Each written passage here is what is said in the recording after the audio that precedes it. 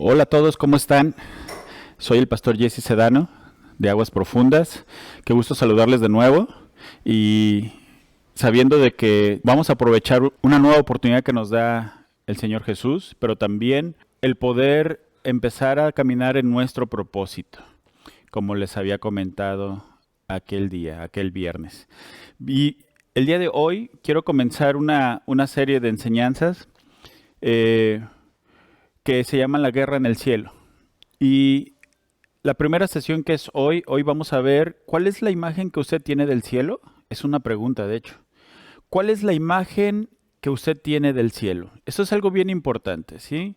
Porque a partir de aquí vamos a entender las cosas que suceden cuando empezamos a caminar con Cristo en nuestra vida espiritual. ¿Y por qué lo espiritual es tan fuerte? Cuando hablamos del cielo, obviamente hablamos no de las cosas naturales que podemos ver simplemente con nuestros ojos, sino qué hay en ese mundo espiritual, no solamente en este cielo que alcanzamos a ver, sino en los otros cielos que no alcanzamos a ver. ¿Por qué? Porque ahí es donde está eh, los seres espirituales y es por eso que nosotros con nuestros ojos naturales no los alcanzamos a ver. Pero tengo otras preguntas. ¿Qué visión tiene usted del cielo? Es algo que tú te debes de contestar porque eso también habla del conocimiento previo o del conocimiento que tú has adquirido a través del tiempo o de la ignorancia que puede haber en tu vida. ¿Crees o cree que existe un lugar así? Esto también es importante porque muchas personas dicen, no, el cielo y el infierno están aquí en la tierra. Cuando la pasamos mal o terriblemente mal, o tal vez ahorita tú estando ahí en un centro de rehabilitación o en cárcel o en un lugar o estás pasando por una situación difícil, familiar o económica o lo que esté pasando contigo, tú puedes decir, bueno, es que este es el infierno cuando estamos pasando por una racha, por una temporada mala, pero ah, y muchas de las veces cuando, por ejemplo, estamos enamorados, podemos decir, no, estoy en el cielo, ¿no? O es un cachito del cielo. Pero la realidad es de que sí hay un lugar que se llama cielo y hay un lugar que se llama infierno. Entonces, lo importante es esto, si crees o no crees, porque si no crees, puedes ser engañado fácilmente. Pero si crees que lo hay, entonces hay que ocuparnos en lo que corresponde. Casi todos los habitantes terrestres tienen alguna impresión del cielo, ¿sí? Lo llevamos ya dentro de nosotros y tenemos alguna impresión del cielo en nosotros. En 2 Corintios 12, verso 2 al 4, la palabra de Dios, fíjate lo que nos dice para ya irnos metiendo a qué es lo que nos dice la palabra de Dios acerca del cielo. Conozco a un hombre en Cristo que hace 14 años, está escribiendo Pablo. Si en el cuerpo, no lo sé. Si fuera del cuerpo, no lo sé. Dios lo sabe. Fue arrebatado hasta el tercer cielo. Y conozco a tal hombre, si en el cuerpo o fuera del cuerpo, no lo sé. Dios lo sabe, que fue arrebatado al paraíso, donde oyó palabras inefables que no le es dado al hombre expresar. Entonces, ¿qué es lo que nos indican estos versículos? Que hay tres cielos juntos, ¿sí? Uno inmediatamente encima del otro. El más alto de estos es, como decía aquí Pablo, el tercer cielo. En el tercer cielo es ahí donde se encuentra el paraíso y el lugar de habitación personal de Dios, el lugar más sagrado de todo el universo. Las palabras que aquí se hablan son tan sagradas que no se deben de repetir fuera de ese lugar. Por eso Pablo decía, es que yo no pude expresar lo que yo pude ver, lo que pude escuchar en ese lugar. ¿Por qué? Porque es tan sagrado lo que se habla ahí, que no nos es permitido poderlas expresar aquí en nuestro mundo físico. Y en Lucas 23, verso 43, dice el Señor Jesús, de cierto te digo que hoy estarás conmigo en el paraíso. ¿A quién se lo dijo? A ese ladrón penitente que estaba sufriendo juntamente con él en la cruz. Y ese hombre creyó en Jesús. Y entonces el Señor Jesús, por la fe que él tuvo en él mismo, en Jesús, entonces el Señor Jesús le dijo, de cierto te digo que hoy estarás conmigo en el paraíso. ¿El paraíso dónde está? En el tercer cielo. Ahí es donde está también la habitación personal de Dios, ¿sí? Entonces, ¿qué significa el paraíso? Jardín. Pero no es cualquier jardín, es el jardín de Dios. Entonces, Dios tiene una habitación, un lugar donde Él habita, pero también tiene un jardín y le llama ¿cómo? Paraíso. Y el Señor Jesús le dijo a este pecador arrepentido que en cuanto muriera, Él iba a estar juntamente con Él allá, en el paraíso. ¿Sí? Pero el libro de Apocalipsis nos presenta un área que menciona como el medio cielo o la mitad del cielo, el cielo medio. Apocalipsis 8:13 dice, y miré y oí a un ángel volar por en medio del cielo, diciendo a gran voz, ¡ay, ay, ay! De los que moran en la tierra a causa de los otros toques de trompeta que están para sonar los 3 ángeles. Pero lo importante resaltar es aquí cómo empieza este versículo. Oí a un ángel volar por en medio del cielo.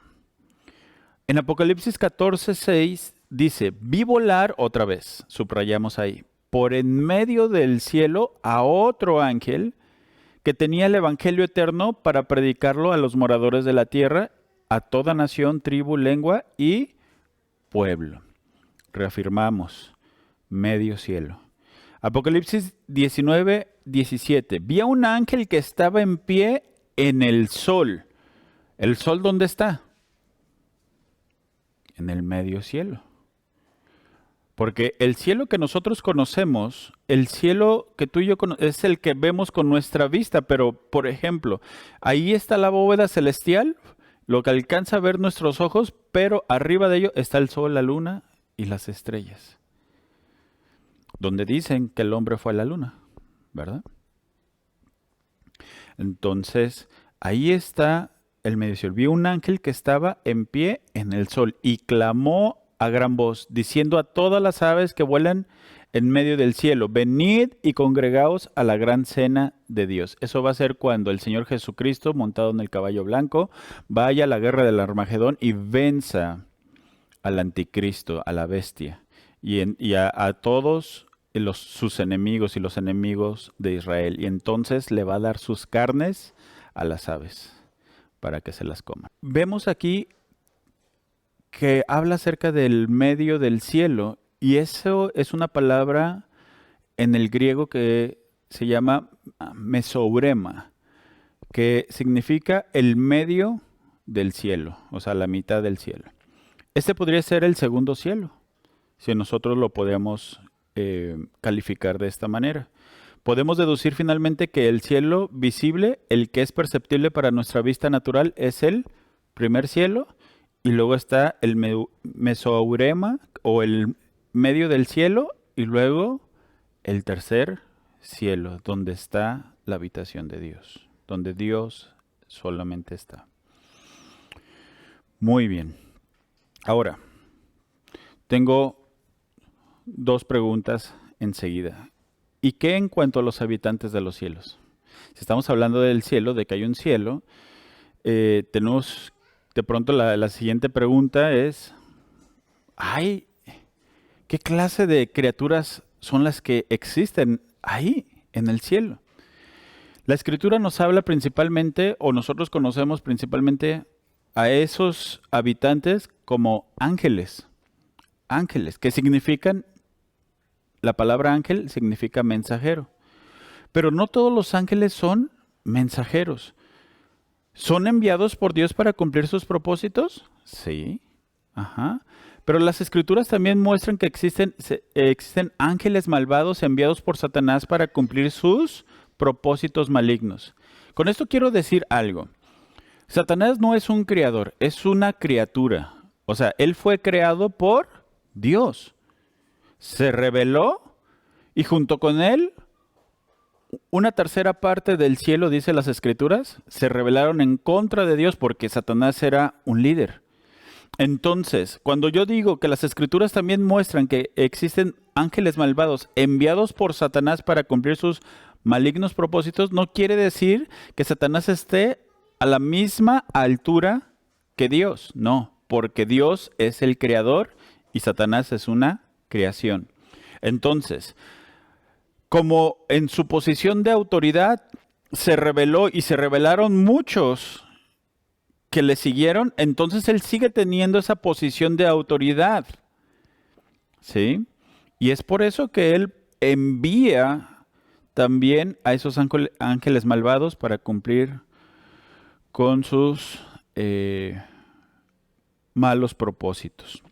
A veces, y aquí ya es donde ya quiero empezar a adentrarme al tema que a ustedes les interesa. A veces ocurre oposición o conflicto entre los ángeles de Dios y los ángeles de Satanás, que les llamamos comúnmente como demonios o espíritus malignos. ¿Sí? Ahí es donde viene la oposición, en la lucha entre ellos. ¿En dónde? En los cielos. ¿Pero en qué parte del cielo? ¿Tercer cielo? No. Ok. ¿Los vemos nosotros aquí? No. Entonces, ¿cuál cielo nos queda? En medio. Ajá. Ahora, de ahí que enfrentamos una realidad que no podemos esquivar, de que nuestro mundo tal como lo conocemos hoy es un escenario de conflicto. Sí. A los ángeles no los podemos ver a través de nuestra percepción natural. No quiere decir que no estén entre nosotros o que estén a la mitad del cielo o que algunos inclusive vengan desde la misma presencia de Dios. ¿Sí? Porque cuando traen un mensaje de parte de Dios, ¿de dónde reciben el mensaje? Pues de su presencia. Pero no quiere decir que no estén entre nosotros. Sí están entre nosotros y hay un conflicto.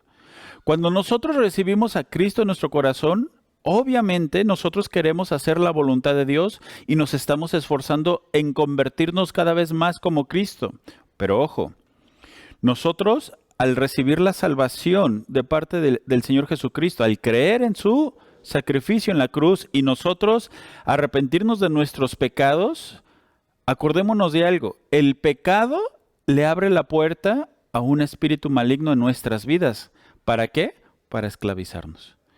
Cuando el Señor Jesucristo llega a nuestras vidas para liberarnos, para salvarnos, ¿qué quiere decir?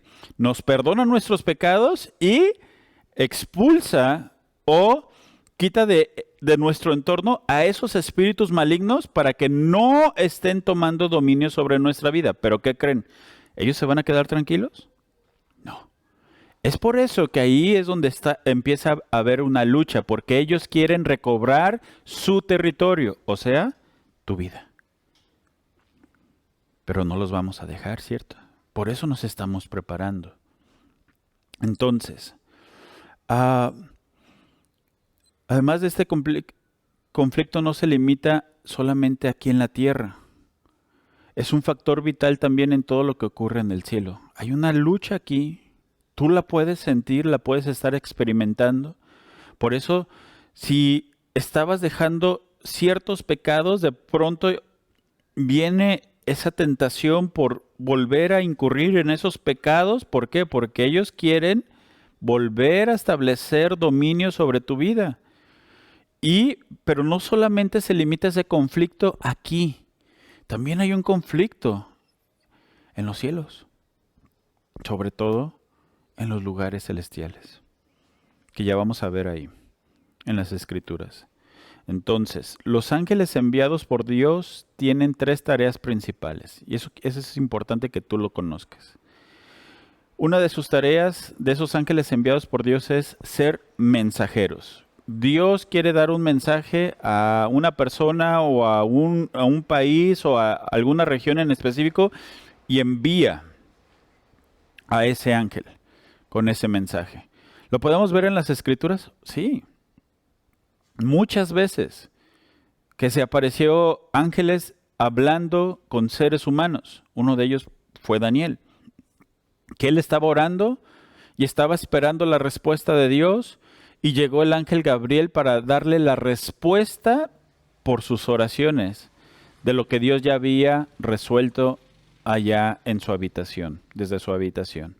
Entonces, otro de las tareas principales de los ángeles enviados por Dios es de protección. Y muchos podemos ahí decir, ¿es mito o no lo del tu ángel guardián? Tu dulce compañía. No te separes de mí ni de noche ni de día. ¿Es en serio? ¿O es un mito? La verdad es de que sí es en serio. Sobre todo, fíjense bien, cuando vienen los niños a este mundo y Dios los manda para que estén cuidados por unos padres, un papá, una mamá, y que los cuiden, ellos se convierten de cierta manera en esa protección que ellos necesitan. Pero, ¿qué pasa cuando un niño llega al mundo y está de cierta manera desprotegido? Porque también puede ser por negligencia de sus padres, no tenga el cuidado necesario para la vida. Entonces, ahí es donde Dios envía ángeles protectores, y que de hecho la palabra menciona que esos ángeles guardianes están mirando directamente el rostro de Dios. Fíjate la importancia. Ellos están delante de la presencia de Dios porque Dios está muy interesado en esas pequeñas personitas, de que sean cuidadas, que sus vidas sean preservadas, y por eso les envía protección Dios a través de esos ángeles. Pero la tercera tarea de los ángeles enviados por Dios es de ser guerreros, ¿sí? Y es ahí los que, como Miguel, es un ángel guerrero, y Miguel, vemos en las Escrituras, sobre todo en la carta de Judas, casi al final, antes de Apocalipsis, menciona Judas que Miguel estaba luchando con Satanás por el cuerpo de Moisés. Él es un ángel guerrero. También menciona en el libro de Daniel, en esa misma oración que les comenté hace ratito, de que Daniel estaba orando por 21 días y no llegaba respuesta de parte de Dios porque el príncipe de la potestad de Persia, o sea, un ángel demoníaco, un espíritu malvado, un principado con autoridad, estaba resistiendo a Gabriel, quien es el ángel mensajero de Dios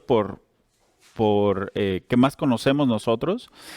Y entonces, hasta que vino Miguel para luchar con esa potestad y dejar que Gabriel llegara hasta la presencia de Daniel y le entregara el mensaje de parte de Dios, o la respuesta de parte de Dios a sus oraciones. Entonces, vemos que hay ángeles guerreros que están ahí luchando la batalla en los cielos, en la tierra. Entonces, se está librando constantemente una lucha, una guerra. En las regiones celestes es donde ocurre el conflicto en los cielos. No en el tercer cielo, porque ahí solamente tiene acceso Dios, ahí está su habitación, y los ángeles que lo ministran a él. ¿Sí? En el segundo cielo, ahí es donde están tanto los ángeles de parte de Dios como los de Satanás, o Satanás mismo, ahí en esa región. Es ahí donde Satanás suelta todo un cúmulo también de ¿qué? De acusaciones calumniosas contra los cristianos que sirven al Señor en la tierra. Fíjate bien, eso está bien interesante. ¿Tú quieres empezar a caminar con Cristo? Qué bueno. ¿Empiezas a dar pasos? Sí. Pero de pronto, como vamos empezando y estamos aprendiendo a caminar con Cristo, como todo bebé espiritual, de pronto, ¿qué pasa? Podemos tener un tropiezo. podemos caer. Lo importante que es levantarnos, hablarle a nuestro papá o hablarle al Señor y, Señor, ayúdame. Te levanta. Pero ¿qué pasa con Satanás, quien es el acusador de nuestras vidas? Ve que cometemos error, que caemos en pecado, y entonces está ahí acusándonos delante de Dios, diciendo, mira, ¿ya ves? Es por eso que muchos cuando caen en pecado, después de darle su vida al Señor, de renunciar al pecado y todo, y de ser limpio por la sangre de Cristo, y caen en el error, se sienten mal. ¿Por qué? Porque está el acusador ahí. Ahí está el acusador. Tiene el propósito de desanimarnos para dejar de seguir caminando con el Señor. Tiene el propósito de que el Señor nos juzgue por ese pecado, por ese error. Pero no nos tenemos que desanimar, hermanos. Y tenemos que estar conscientes de que esa es parte de una tarea que Él tiene con propósito de apartarnos de la verdad, de apartarnos del camino del Señor. Aparte, si el Señor ya te perdonó tus pecados y te ha hecho una nueva criatura, Él también sabía que cuando Él estaba en la cruz pagando por todos tus pecados, también había presupuestado o había pensado también en esos pecados. Que después de haberte limpiado con su sangre, tal vez ibas a cometerlos. O Él sabía que los ibas a hacer, pero lo importante es de que conscientemente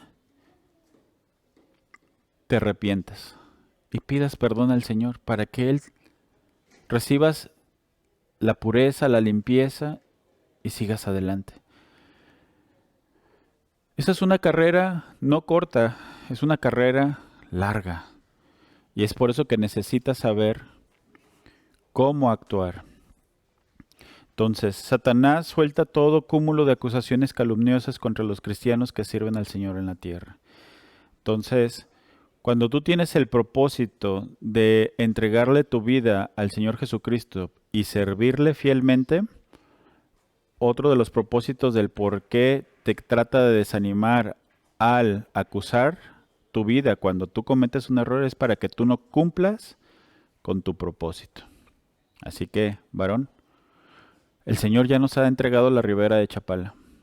Es importante que mantengamos la perspectiva correcta y que nos mantengamos esperando todas las oportunidades que el Señor nos entregue para cumplir con su propósito de entregarle toda esta región a través de las personas que están necesitando de Dios y que ellas vengan a Cristo, pero por causa de la predicación del Evangelio, del testimonio de nuestras vidas para con ellos, para que ellos se vuelvan a Dios. Entonces, Apocalipsis 12:10, ahí queremos, es donde dice, o donde se describe a Satanás como el ángel acusador de nuestros hermanos, el que los acusaba delante de nuestro Dios día y noche. ¿Sí? Este versículo predice que Satanás será arrojado de los cielos. También después de esto, dice que le venceremos, ¿sí?, por la palabra del testimonio de Dios y por la sangre derramada de parte del Señor Jesucristo y por prácticamente menospreciar nuestras vidas hasta la muerte. ¿Sí? Entonces, esas son características que Él ya no va a tener argumentos para acusarnos. Y entonces el Señor va a llegar a una determinación en que lo va a echar de ahí, del medio cielo, a la tierra. ¿Sí? Entonces, pero es claro que hasta que esto ocurra, continuará ocupando un lugar en alguna parte de ese medio cielo y seguirá llenando los aires con malignas acusaciones contra el pueblo de Dios, que somos tú y yo. ¿Sí? En Apocalipsis 12:12 dice, ay de los moradores de la tierra y del mar, porque el diablo ha descendido a ustedes con gran ira, sabiendo que tiene poco tiempo. Eso es cuando ya lo expulsan de allá del medio cielo y entonces es arrojado a la tierra y por eso esta expresión, ¿cierto? Ay de los moradores de la tierra y del mar porque el diablo ha descendido a ustedes con gran ira. O sea, está muy enojado y sabiendo que tiene poco tiempo. ¿Por qué? Porque ya está por venir el Señor Jesús y ya va a acabar con él. Entonces, muchos cristianos hablan de él como si estuviera confinado en el infierno. Yo he oído a muchos hermanos en la fe que hablan de Satanás o inclusive se nos ha hecho creer por imágenes. Y me recuerdo ahorita, por ejemplo, hasta lo hacen de manera graciosa, ¿no? A Eugenio Derbez, ¿no? Cuando tenía su programa que era el diablito ahí en un control y pasaban fragmentos de personas que les pasaba algo y apretaba el botón y pues se caían, les pasaba algo y se reían, ¿no? Y hacía sus diabluras. Y todo parecía como que se estuviera confinado en el infierno. Y muchas de las veces así también pensamos los cristianos, como que el diablo está en el infierno y desde ahí está maquinando, desde ahí está organizando, haciendo sus estrategias, pero no es así. Existen dos príncipes malignos que gobiernan el infierno. Y no es Satanás, ¿eh? Es la muerte y Hades. Y los dice la palabra en Apocalipsis 20:13. Ahí no está Satanás. Está la muerte y Hades. Que por cierto, hay muchos ahorita que adoran a la Santa Muerte, ¿sí? Pero prácticamente ellos están confinados ahora sí que en el infierno. Pero Satanás deambula libremente por el universo. ¿Cómo? ¿En serio? En Job capítulo 1 versos 6 y 7 dice: un día vinieron a presentarse delante del Señor los hijos de Dios, entre los cuales vino también Satanás. Y el Señor le dijo a Satanás: ¿de dónde vienes? Respondiendo Satanás al Señor dijo: de rodear la tierra y de andar por ella.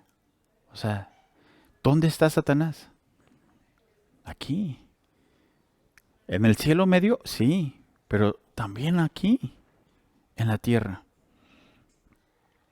Estos versículos indican que Satanás todavía podía llegar delante de la presencia del Señor. Ojo, en compañía de los ángeles justos que le sirven a Dios. ¿Sí? ¿Solo Dios lo pudo identificar? Claro. ¿Por qué? En 2 Corintios 11:14 dice: y no es maravilla porque el mismo Satanás se disfraza como ángel de luz. ¿Sí? Entonces, esto es interesante para empezar a poner las bases del por qué hay oposición en nuestra vida a partir de que nosotros le hemos entregado nuestra vida a Jesucristo.